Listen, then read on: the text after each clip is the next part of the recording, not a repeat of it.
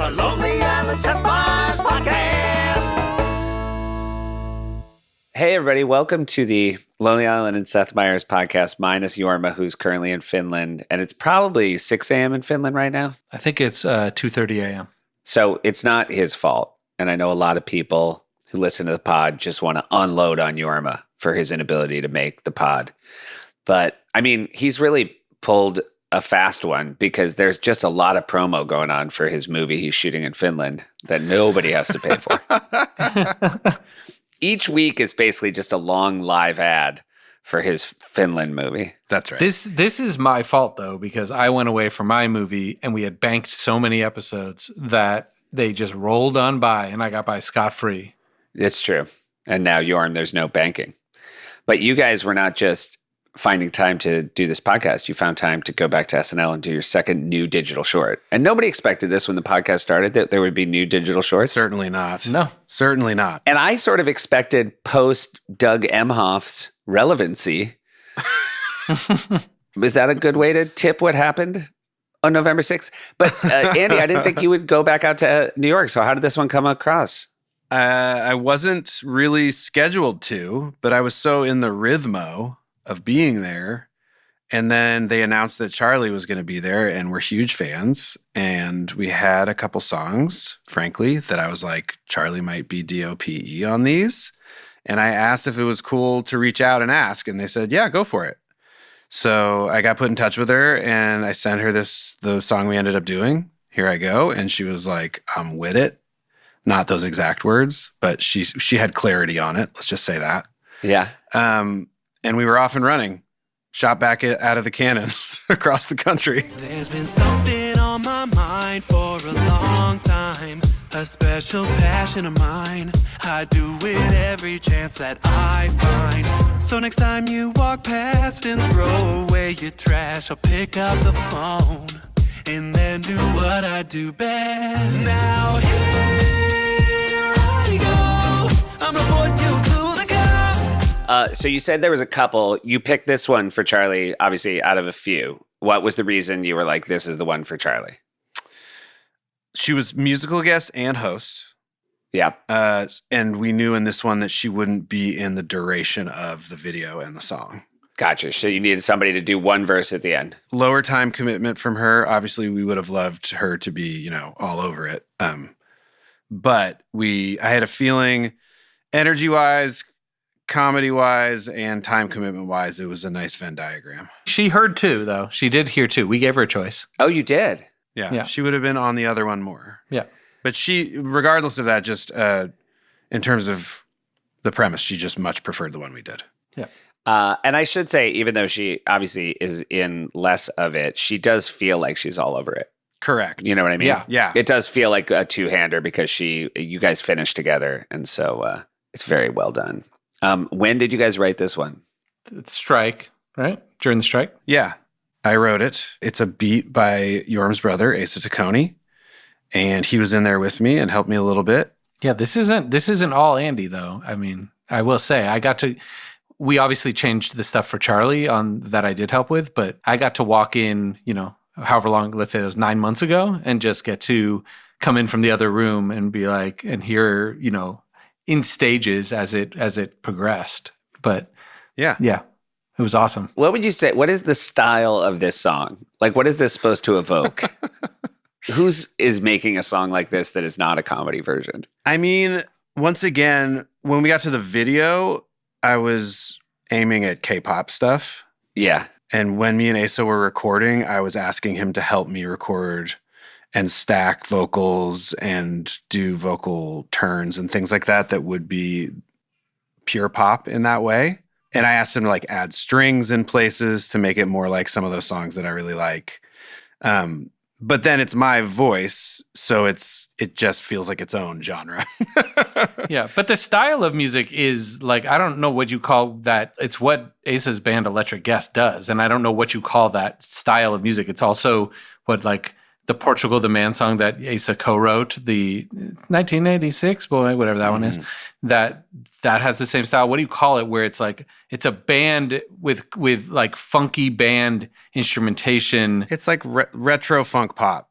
Yeah, there you something go. like that. Retro. But I funk would pop. say that when we started working on it, Keeve, like Yeah. it was more that, and then we raised the tempo a ton. Yeah. And added other elements to it to, in my opinion, in my hope, to make it more current pop. Sure, but it still holds on to that as its core genre, I would say, as a outside listener. Well, sign off in the comments. When Charli listens to it, who's singing her part when she first hears it? There was no wife when I sent it to her, but I told Okay, her that gotcha. if she wanted to do it, that's the pivot we would make. And I'm so glad that she was down because I like it so much more now. It was just the journey of this one snitch. His wife joining is the best. His wife joining Yeah. is the best. So we flipped that one line. It was, gonna sleep like the motherfucking baby tonight, night. And then I just went into, now hold up, wait a minute.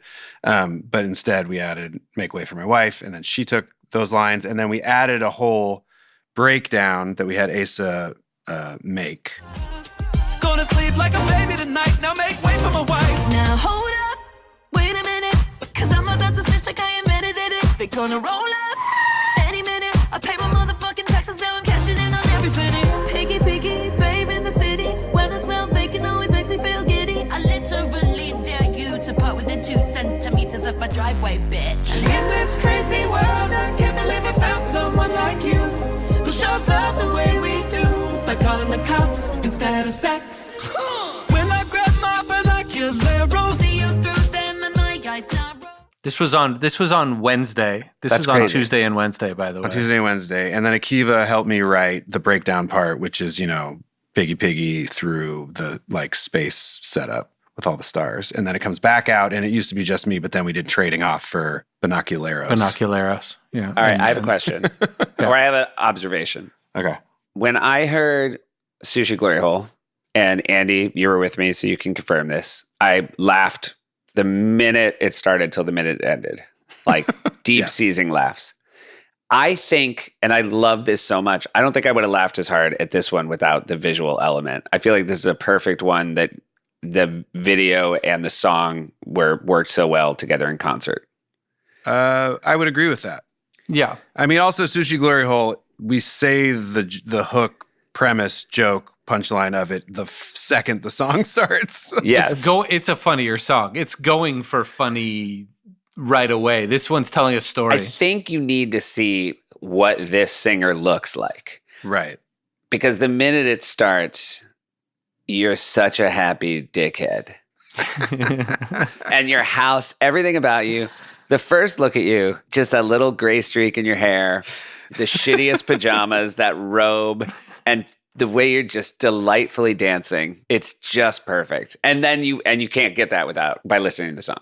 True. Absolutely true. I got the smile on your face by listening. I will say that. Like there's a smile in the singing, but both of them are strengthened by the video. That's always been the thing with all of the amount of people we played I'm on a Boat for that went, oh yeah, good. What else you got? And then the video came out and they were like, whoa. And we were like, it's the same song. Like, and now they liked it. Our stuff it's hard for people to picture audio jokes the way that the video just spoon feeds you. It's also a lot of these you're learning who the character is in a different way when you see them. You know what I mean? Whereas the way that it works when you have no video is you're waiting to find out what the joke is, especially on Here I Go. And even when there's the first chorus, when you're just listening to it, we always found, and it was true in the video as well, but less so, you laugh at the first chorus, but then you don't really laugh until we tell you that it was a white person and you are allowed to relax literally in the song. It's so funny. It's such a good, the same thing where you enjoy it because you're a shitty guy. So you're not the hero of the song, but it still makes you a little sad if it's about race. Yes, and it's certain it's just not. It's not. It truly becomes it's like the anthem for, I feel like every single person I talk to grew up in a neighborhood where there was one fucking jerk on their block who was always calling the cops on people. And the people in the neighborhood don't like him and the cops don't like him. And it's just a universally reviled neighborhood character. Yeah. And it's delightful, his lack of awareness. Although later in the song, there's a little awareness because right in the beginning, he does say that his neighbors they like him for it. Yes. Then we see that the neighbors don't. Yes, but again, you got to see that in the video, Yeah. or else you I might do believe think him. if you listen to the song, you'd be like, I don't think his neighbors actually No, like him. I know.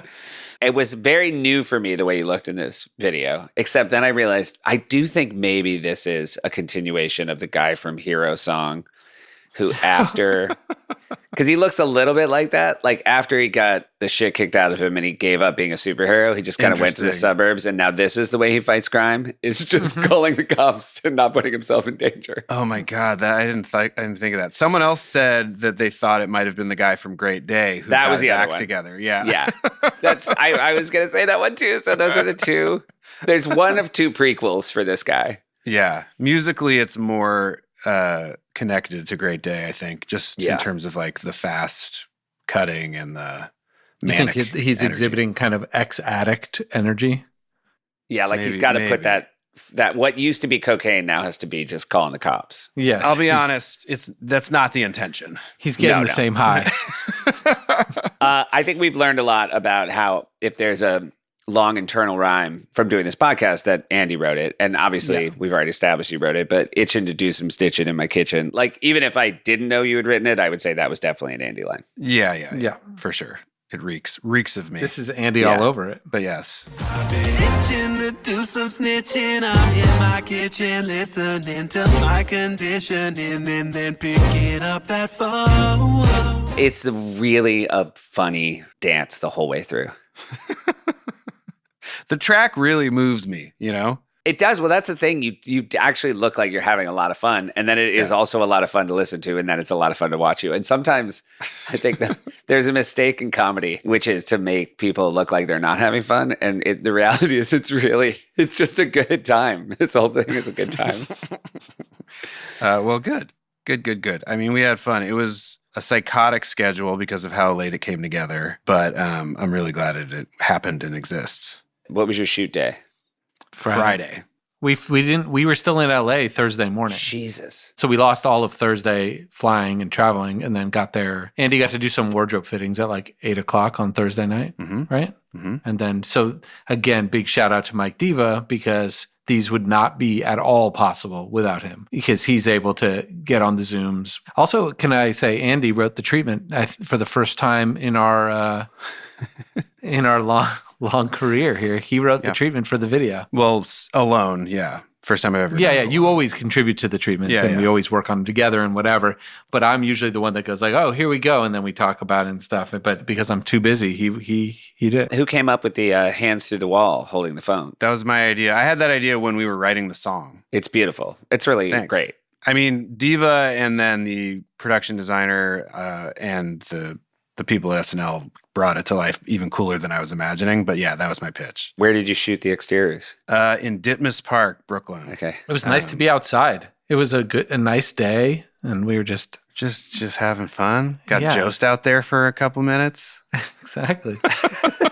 I also like, there's a detail early on that you're mad just that he used your trash can. Yeah. Oh, for sure. Yeah. But because he also, there's a nice detail that he is actually using the right trash can. Yeah. He's doing, that's right. but He but is those belong recycling. to Andy's household. It's not even that he's putting the wrong thing in recycling. He's recycling a coffee cup in the neighborhood. Yeah, but that's that guy's bin. That's not for other people. Can I say that I bring in my bins faster now because sometimes I would bring them in and there'd be little bags of dog shit in them from like people walking their dogs Yeah. and going, oh, I don't want to carry this. I'm going to put it in there.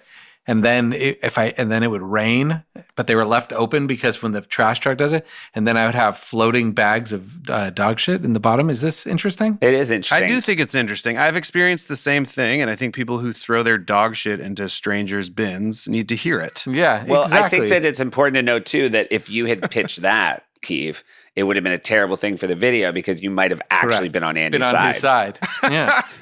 Too relatable. And then this guy, you're literally like, why is he even calling?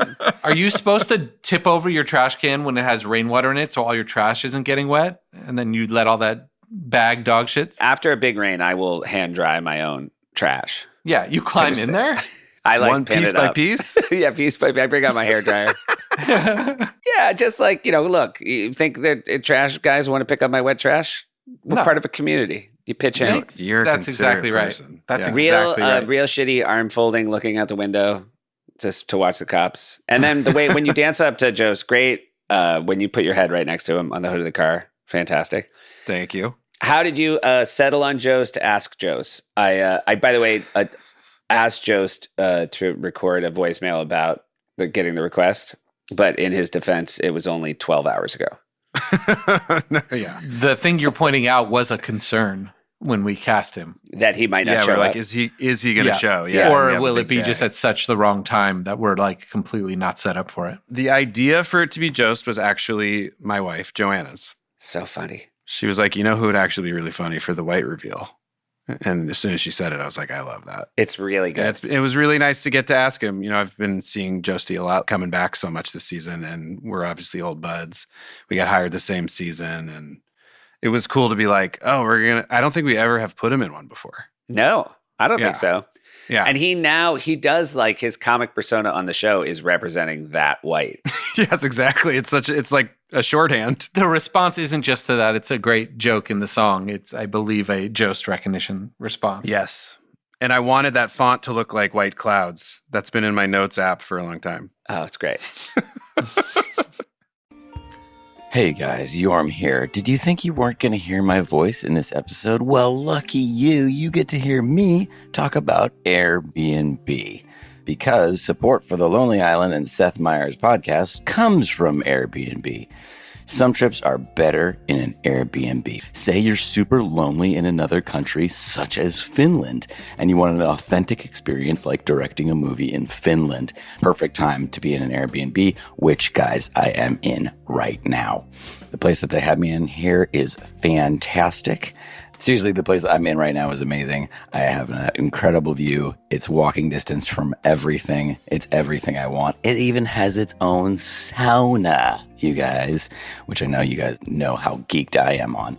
This place even has a separate bedroom, cool loft. Seriously, you can't go wrong with Airbnb. I'm not going wrong with it right now.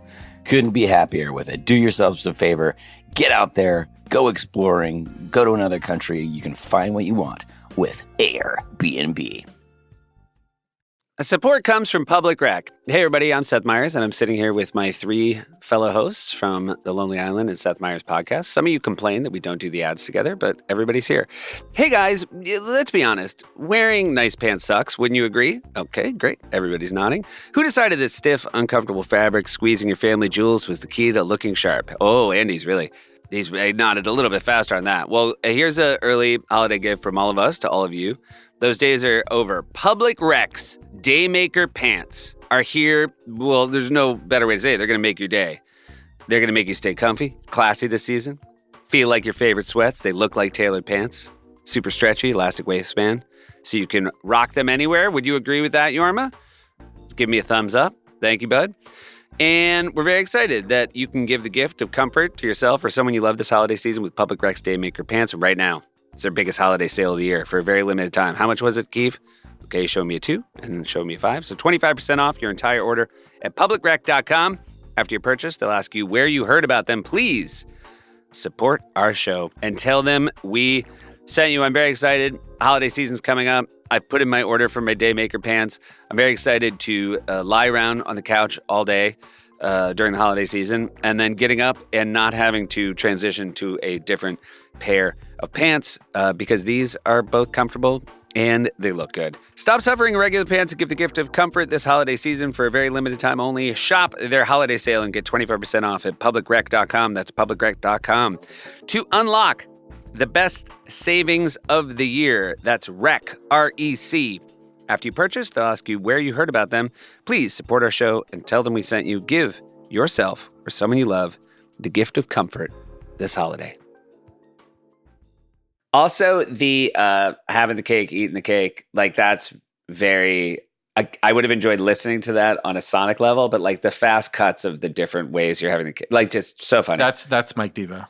Yes, although that was part of the treatment, and then he just made it better. Right. Connecting them in a really nice way where your head Yeah. goes down and then He over. kept being like, and you should drop out of frame here and then come into frame here so it feels all kind of like That's what I one mean. He fluid thing. prevised the kineticness of it. Yeah. Yes, Diva you always killed knew it. you'd be baking a cake and eating a cake. And then you talked about laying over multiple tracks. There's that great moment at the table where you say, hell yeah, motherfucker. And then 6 of you do it. And That's Shoemaker right. was saying, I can't believe you haven't done that before. And you were saying, not technically possible back in your day? We could have probably pulled that off.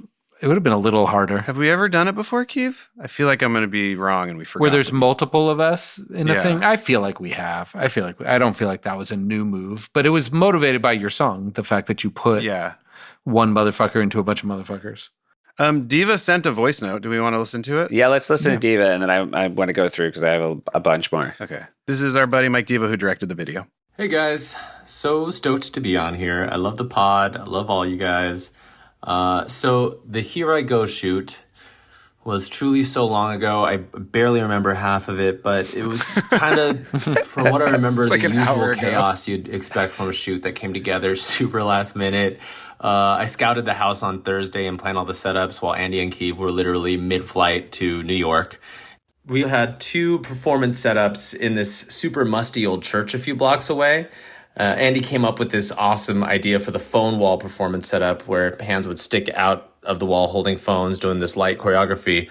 But when we got to that set with like an hour left in our day, we still had to figure out where the dancers could stand behind the wall to fit their hands through the holes at different heights. And it was such a puzzle that it turned into this situation where guys were very loudly sawing holes into this wall while I was shooting Andy performing on a different set just a few feet away. And we managed to squeeze that phone wall scene in with like truly 10 minutes left in the day. And I just got to say our DP Lance Kuntz did a fantastic job. It gets dark in New York at around 4 and pretty much all the interior stuff was shot at night, but you would never know. Andrea Persigliotti, the production designer, and the rest of her team did an incredible job bringing this all together. Jill Bream absolutely crushed it with the wardrobe. Shannon Lewis, the choreographer, fully ate, as they say. Emily Genender and Dina Moles produced the hell out of it and helped make what should have been a kind of impossible day relatively smooth overall. And that's it. Okay, love you guys. Bye. Nice. Great. So good. There was a lot of debate about how high my shorts should be. Yeah. And I kept being like, well, Charli's are going to be pretty high because that's how she rolls. So I should really have mine high. And I was like, should I be in the exact same outfit as her? And then I was like, well, no, I don't think anyone actually wants to see that, despite what they may think. And then I was like, so just cut them higher. And they cut them higher. And I was like, I don't know, maybe I should go higher. And then as soon as we started like really dancing, I really almost flopped out. I was like, oh no. I was like, thank God we did not make it any higher because it would have been really bad. I thought it was just perfect height for that dude. Yeah, it made sense for his character. That's what that dude wanted everybody to see. Yes, but yes, the other thing Diva mentioned there, which was really funny, was we were doing a full performance on that cool setup he thought of with all the people peeking through the blinds in the background, like light wall. And it was right behind the cameras was the wall they were building for the hands coming through the other wall. And he was like, hey, we gotta stop the noise. We're about to roll. And I was like, how much time do we have? He was like, honestly, like 30 minutes left in the day. And I was like, just tell them to keep going. I can just lip sync to this fucking song. Just turn it way up. So the whole take, you can just hear them going like, it was just pure chaos. But, you know, you do what you got to do. It is very funny that it was not originally written to have a wife in it because it is so perfect. I love the reveal, just knowing that Charli XCX was standing behind you. Mm-hmm. It's just really funny to think about like a giant musical superstar at that level, like agreeing to do something like this. And then her reveal is just sort of like crouching behind Andy. Oh, welcome to showbiz. It's the best. Just the best. She Yes. came in having just recorded it Thursday afternoon, right? Evening, yeah. The amount of times we've made one of these songs and the pop star involved does not know any of the lyrics because they recorded for, half hour and never thought about it again. She came in, she knew every word, and she had little like choreographed things, not by anybody else, just herself. Like she knew how to present the jokes and pantomime and do things that would make them play and be in the spirit. And she kind of was the character, that blonde lady that's your wife. Like, it wasn't her, it was this character. And she fully, from very first take, was better at this than almost anybody I would say we've worked with. There's other good ones. I don't want to disparage it, but I want to give her props that she was very good. She was as good as anyone we've ever worked with, certainly. And yeah, I made a note about that, Keith, because because basically it's a close-up of her doing that piggy, piggy, babe in the city. When I smell bacon, I won't get it right. But the way her face on Giddy is such a performance. Agreed. And there's no cuts in that stuff. When most people, we'd have to do some cuts. And on the driveway line, she destroyed it. I mean, when she's creeping down with the tape measure. Just perfect. She has full takes where from start to finish, it would be usable if you wanted to use it as a full take, where she's hitting moves and is perfect on all of it. I was really impressed. All of this to say, heading into it, we were expecting to really like her, and we liked her even more than we expected. She was super good at the jokes, but also was super fun and just a good hang and delightful. Agreed. My favorite bit of writing in the entire thing is the extra syllable in invented. That's Andy as well. Invented it? Yeah. Oh. Yes. Yeah. Wait a minute, because I'm about to snitch like I invented it. Yeah. I'm about to snitch like I invented it. Yeah. It's because you feel like you think you heard it wrong or a mistake was made, and then you're like, no, it's just the funniest way to say it. Yeah, I was doing a lot of just taking liberties with syllables. It's same on when I grab my binoculeros. You know what I mean? Like, it's not for any reason. It was just making me giggle. I just said it that way, and Asa was in there just being posy vibes. Like, yeah, dude, just do that shit. That was fire. I'm just like, okie dokie. That's a great diva shot of getting, like, on the porch, getting you guys dancing. Of the whole video, I mean, he shot the hell out of it. That shot was all him, truly. And the choreographer who he just gave the shout out That's to. right. Shannon, the choreographer, she helped him with the little moves. But he heard that part of the song and just saw it. It's always weird to talk about these things so soon after they've come out. People haven't even decided if they like it or not. But it is weird. So that shot is super cool to me. So I feel good about giving him props on it. Like, it's a moment in it where you're like, I could just be in like a real Sabrina Carpenter video right now. It just feels so slick and in control. He was evoking something we all remember and could not remember what it's from, where it's a bunch of women in like an old school beauty salon with like the hair dryer things over their heads, and they're doing choreography while they can't really move their heads because they're sitting in a beauty salon. But none of it, we thought maybe it was Little Shop of Horrors, but we weren't sure if that was true. Could have been Hairspray too. Mentioning Sabrina Carpenter does have that like new pop song thing too, where it's like very like bubblegummy sounding, but also a little hard. Like, you know, having the motherfuckers in there like catches you off guard because you thought it was a different kind of song. Yes. But I do feel like that's a thing that like these really great new modern pop singers are doing, where they kind of trick you in with like like a softer sound, and then they like, it's really funny and fun. Drop a motherfucker. And that juxtaposition when they're doing it is intentionally funny, and it is funny. Yeah, it's great. Yeah. Motherfucker is just really like with a big smile on your face. I'm glad we were finally able to have people hear it without the bleeps, as much as I love being on the SNL, you know. I was very excited to hear without the bleeps. The bleeps, the sweeps, and the creeps, Spaceballs. Bleeps, the sweeps. But even with the bleeps, I heard motherfucker. Oh, good. That's good. You knew it was the right word. Yeah. Yeah, that's good. Did you always know it was going to be handcuffs on white guy, white lady, Girl Scout, dog? No. I had a list of dreams for others getting arrested, and I had a feeling we'd keep cutting back to it and have it escalate as it went. But baby dog handcuffs, I believe I requested Thursday night. And I was like, Diva, do you think that'd be cool? He's like, dude, there's never a bad time for little fucking doggy handcuffs. So, yeah. And once again, props to, well, frankly, props for making them because they were funny. You know, obviously, everybody, I don't have to tell the whole world that I do a digital only thing on my show called Corrections. But I last Thursday at like 11, not even like at noon, wrote the head of our design department and said, I need 3 limp ferrets and like a tiny like circus setup you would have for like trained dogs. And they managed to get it in like 3 hours. Like the ferrets were like limp stuffed animals? Yeah, Or- they were like limp stuffed animals. I was like, they don't have to. Yeah. She was like, do they need to look like taxidermied ferrets? I'm like, no, for this joke, it's fine if they're like stuffed animal ferrets. Oh, by the way, Seth, congrats on all your success. Yeah, love corrections. Yeah, not just corrections, the show too. Congrats, man. You know, it's so nice. I feel like when Yorma's not here, there's a door is open for me to receive a little incoming.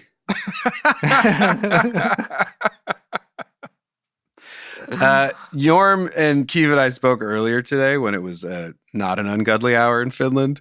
And after we'd been chatting about something else for a while, he goes, "You guys, can I actually tell you something?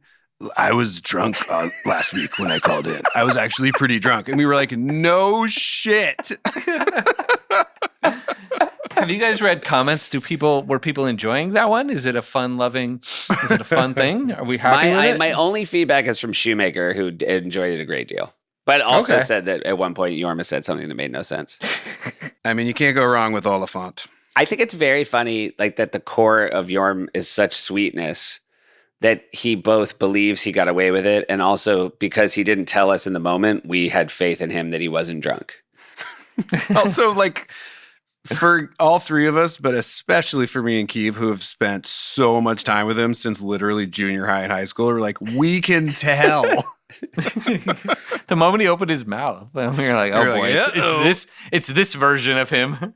Yeah, we know exactly. I have a good Yorm story I was thinking about this weekend, which is I was in Pittsburgh this last weekend with my parents and my brother. We go to a football game once a year. And we one time did it when Mari, Yorm's wife, was shooting the Mr. Rogers movie. So they were living in Pittsburgh. And I reached out to Yorm. I'm like, "Hey, we're all going out to dinner. Do you want to join us?" And he was like, yeah, blah, blah, blah. And so he came to dinner, and I told him it was my mom's birthday. Now, Yorm has never met my mom or like met her in passing, but he brought her a birthday present that I still have, which is what's the, like when they make paint t-shirts in the mall? Airbrushed. Airbrush. He had gotten a picture of my mom, and he got a giant, like a XXL white t-shirt with an airbrushed picture of my mom's face that just, and then it said, "G's move in silence." Yeah, that's good. And the best part of it was just my mom, who was so sweet and like couldn't believe someone got her a gift, like trying to process what the reaction to it should be. G's move in silence is so fucking funny. Oh my God. And then my mom was like, "What is G for? Is it for grandma?" I go, "I don't think it's for anything, Mom." Well, it's for gangsters. It's for gangsters, but I'm like, don't think that this was like Yorm thinking about what would fit for Hillary. Oh yeah, No. Gammy. It's just what's the funniest. It's so funny, and it's so big. It's like you could fly it as a flag on a ship. And I remember at the end of the week, my mom was like, "Do you maybe want this?" And I did. Well, frankly, yes, I'll frame that shit. Very good. Put it in the Louvre, as Akiva likes to say. Support comes from Sony Pictures Home Entertainment. Hey, everybody, if you're listening to this podcast at this point, I think it's safe to assume that you care about SNL and its history, in which case you really do need to see the movie Saturday Night. This is a movie by Jason Reitman, who will eventually get to the episode where he guest wrote at SNL, and we all got to meet him. And over the course of that week, we could tell that he was somebody who cared very deeply about the history of the show. And now he's made a fantastic movie about the chaotic moments right before the very first episode of SNL made it to air, where everything that could go wrong did go wrong. Critics love it. They're calling it widely entertaining. One of the best movies of the year. Certified fresh. Fantastic cast. Dylan O'Brien, Willem Dafoe, J.K. Simmons, Lamorne Morris, Gabriel LaBelle, Finn Wolfhard, Corey Michael Smith, Kaya Gerber, Nicholas Braun.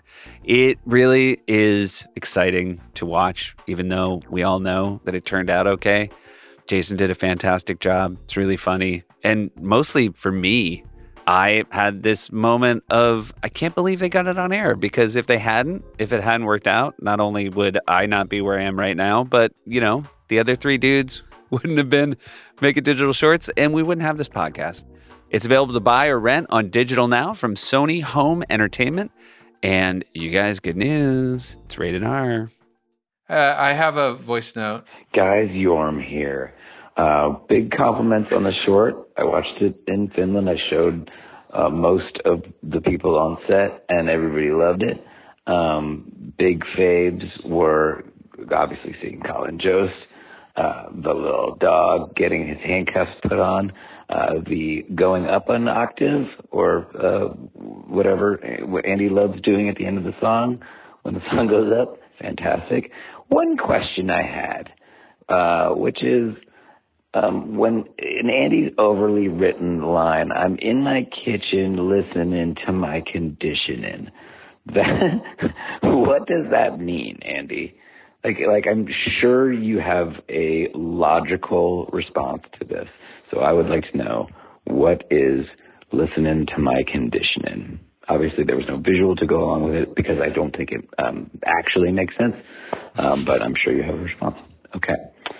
Great job, guys. Love you very much. And it was lovely to see on the other side of the world. Okay, couple things. First off, he's directing a movie. That's the best sound quality he could get. Second, Keeve also had confusion around this line. Seth, do you know what I am intending?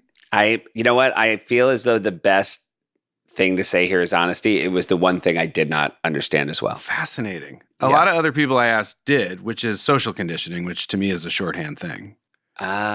Like, there's even that sample on the Black Star album that's from like an old movie where they're like, it's my conditioning. You know, you're just listening to your conditioning or whatever. It's not rhyming on theirs, but it's something I've heard often. But sound off in the comments. Maybe I'm alone in that. I will say the first time I couldn't hear it, Andy, the mix was so demo-y that I literally didn't understand the words you were saying. Oh, I see. Now it's very clear because our mix is so good. Agreed. And so I wonder if I would have figured it out on the first time. Because my first time I was just going, what are you saying? I see. And then you got Yorma's phone guy in to do a sound test. Exactly. He's got a phone guy living with him in whatever apartment he's in Finland. The one that doesn't have any beers. A couple of other things I enjoyed. I like just the sort of indictment of a certain kind of clothes in this. Quilted vest and salmon pants. I think did not do well. I also like that she had flowers on her raincoat at the end. Like that, her coat sucks so much. Yeah. And yet I love that outfit. I mean, yeah. I mean, it's Charli. She could pull it off. I can say things like, it's Charli now because we're like best friends. We're best friends. We're all buds. I also really like that you, in your head, everybody knows it's you, but they can't prove it because you are always anonymous. Report anonymously. That's like the final shitty detail about you is you won't even put your name on it.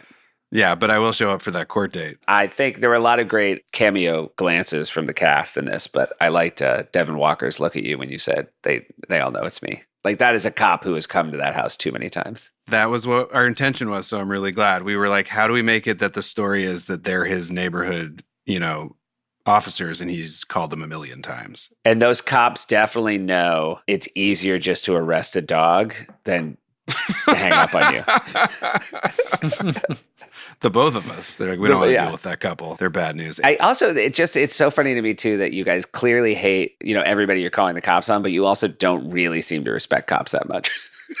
Because we keep calling them pigs. Yeah. That was the funniest, in my opinion. When Andy played me an early version, that was the moment for me. All the different coppity cops. Yeah, the fucking pigs. Yeah, the coppity cops. And you're like, wait a second. He loves this. It's his favorite part of his day. He's calling the cops on people, but then he's also calling them pigs. He's just so excited. That's how I read it. That's why once I got my fucking pigs, man. Yeah, they're coming.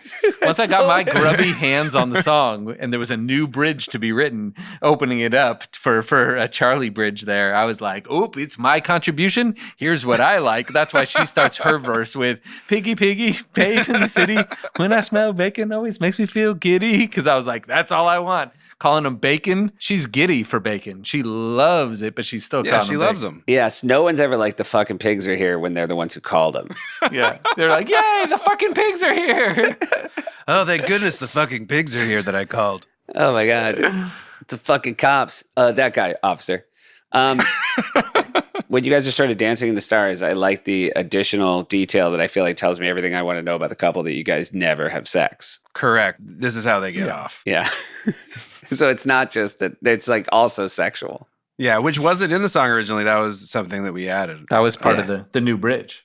But I think it does explain it and give it a nice backstory now. It ends in a way, having watched it a couple times, made me laugh each time a little bit more. It kind of lands like hell. It ends like hell yeah, motherfucker. Oh, like it goes up at the end with that oh. She added that. It's so good. It's kind of like a hell yeah, motherfucker. Ooh. Yeah. It shocked us. Yeah, but we were like, I've whoa. learned to love it. We got Charlied. Wait, Seth, you skipped something pretty important. Yeah, something important you skip, Seth. A cameo. Keith, you're in it. Yeah, there's our guy. Little slimy snake snuck in. And so you're filming it, Keith. Your character is filming it.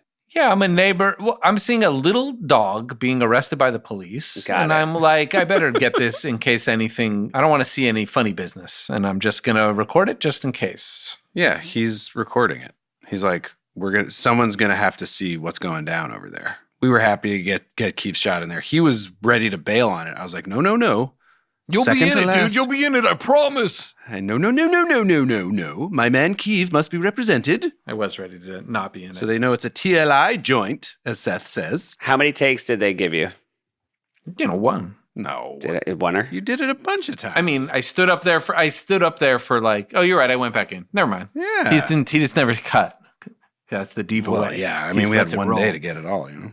How many hours of shooting start to finish? I know the car picked us up at 7 a.m. and we got back at 11 p.m. It's a long day. Right? I think they started shooting very shortly after we arrived. So probably a little after 8 started shooting, and we wrapped at, I want to say, 10:30 p.m. And then you started editing at what time? I actually left the set before the last setup at the old church that he was talking about. I skipped that one so I could get back and already start editing.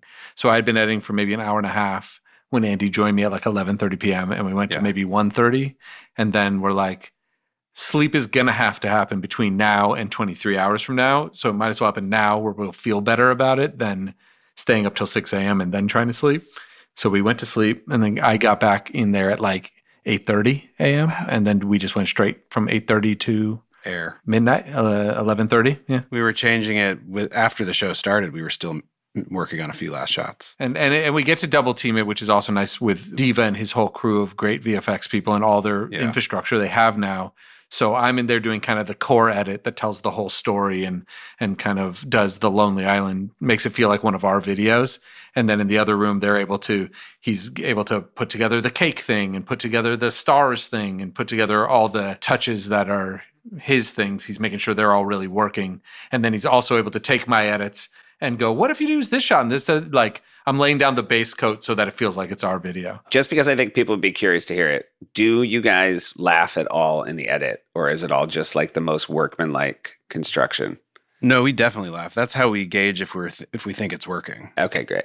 And when you pull off a moment, you know, who knows what anyone thinks outside of that room. But for us, it's the same as when we're writing. When you reach a moment in the video and a certain cut gives you that feeling and it makes you laugh again like as if it's a new idea, even though you've been living with it for a while.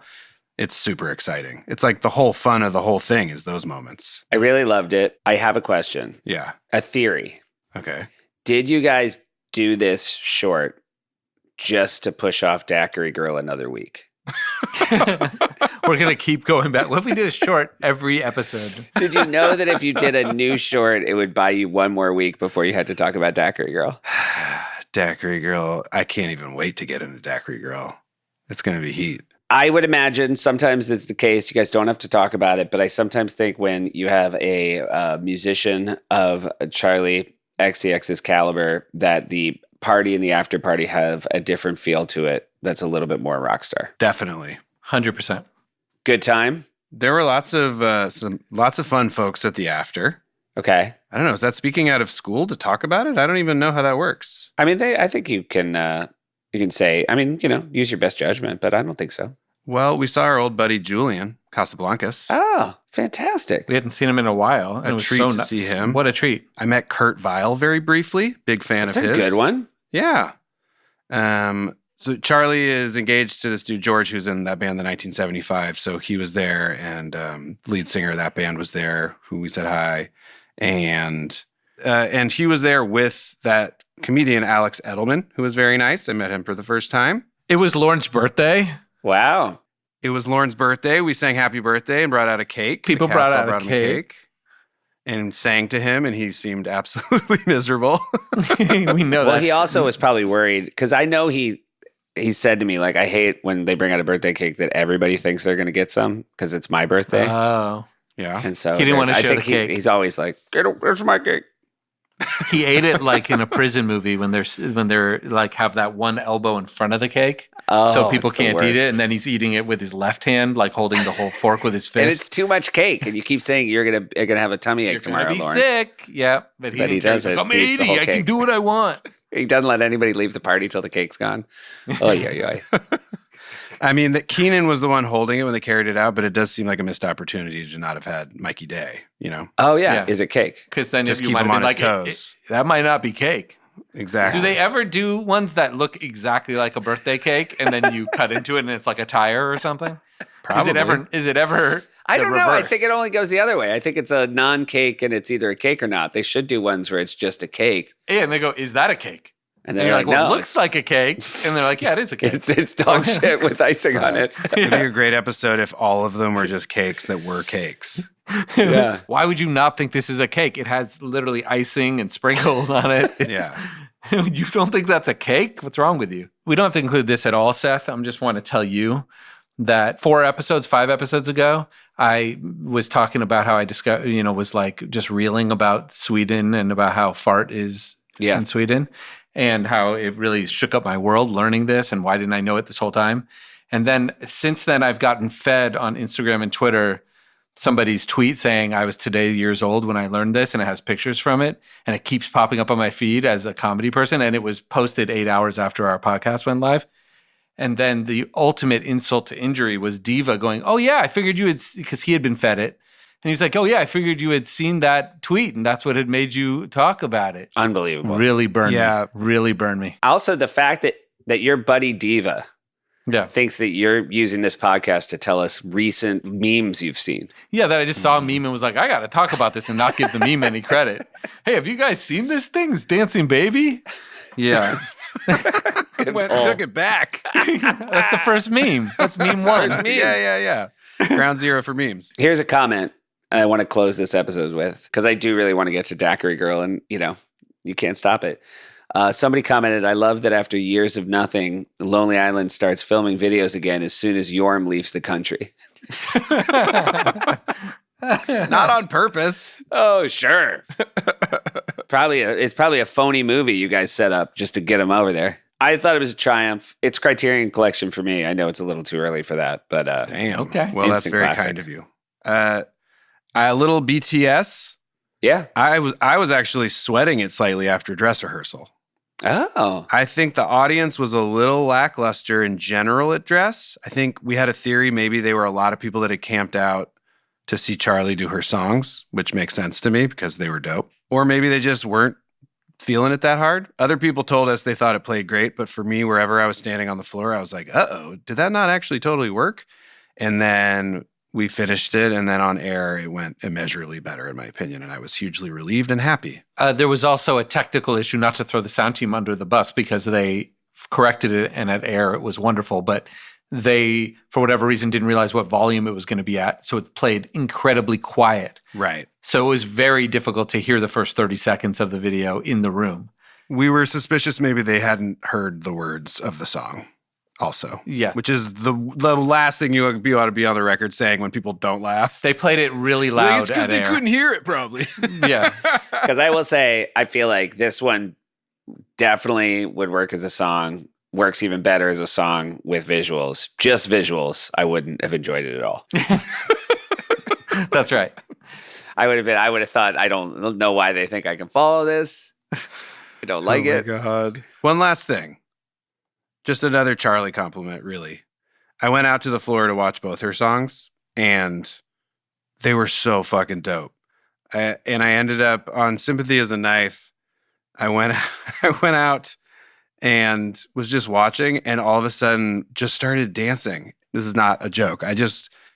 It's been a long time since I spontaneously just started dancing.